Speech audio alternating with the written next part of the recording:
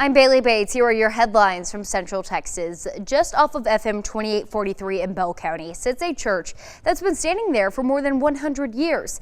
The community around it may have faded away, but now a local history group is working to make sure its story doesn't disappear too. Texas Today anchor Jasmine Caldwell takes you inside of a piece of Central Texas history that's frozen in time.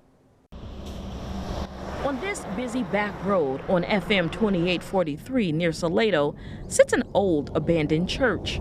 Inside the historic Willingham Springs Baptist Church, dusty wooden pews still line the sanctuary.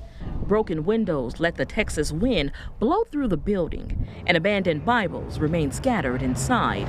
But to Keith George with the Bell County Historical Commission, this church is far from forgotten. But for me, being in here, you just feel the history. You can feel it. The church was organized in 1911 and completed in 1914 by farming families who once called the tiny Willingham Springs community home. For years, the church also doubled as a one-room schoolhouse, serving local children until 1937. Keith says churches like this once served as the heartbeat of rural communities. And they also had gatherings here. This was churches were often social places. And so these are the places that changed our history. These are the places, they shaped our history. They made us a part of who and what we are. Today, the church sits weathered and worn, but Keith and others are now working to preserve what remains. They started a historical marker refurbishing program with a goal of refurbishing around 75 to 100 markers across Bell County this year. These markers really need to be restored and brought back to their original value.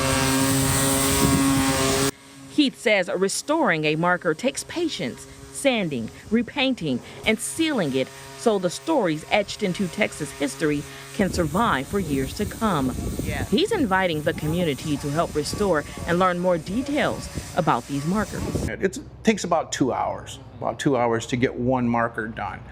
And then it's good for another, probably 15 years. And while the Willingham Springs community itself has nearly disappeared, Keith believes preserving places like this church keeps Bell County's past alive for future generations.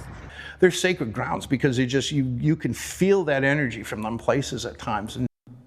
A great thing they are doing. Meantime, the deadly Hantavirus is making headlines as passengers from the cruise ship outbreak make it back to America. 6 News reporter Sydney Walker has more on the signs, the symptoms, and cause for this rare illness.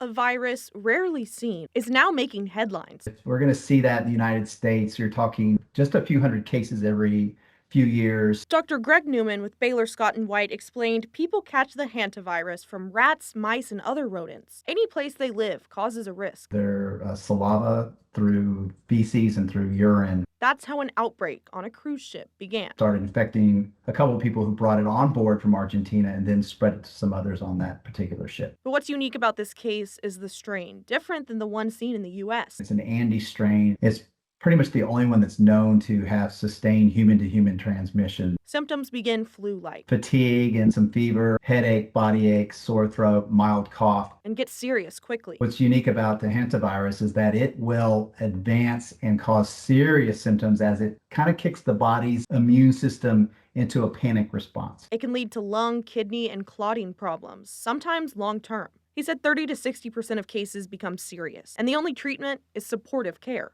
But we don't have anything to actually treat the virus that invades the person. But this isn't another COVID-19. I would not worry too much that even if they say, hey, there's patients here in America that are being monitored for this, they're not running around spreading hantavirus. He emphasized the World Health Organization is working at a low-level response, and they haven't seen many more people get sick. We have had some outbreaks in the world of these different strains of this virus. None of them has been sustained enough to cause a worldwide pandemic. And those are your headlines from Central Texas.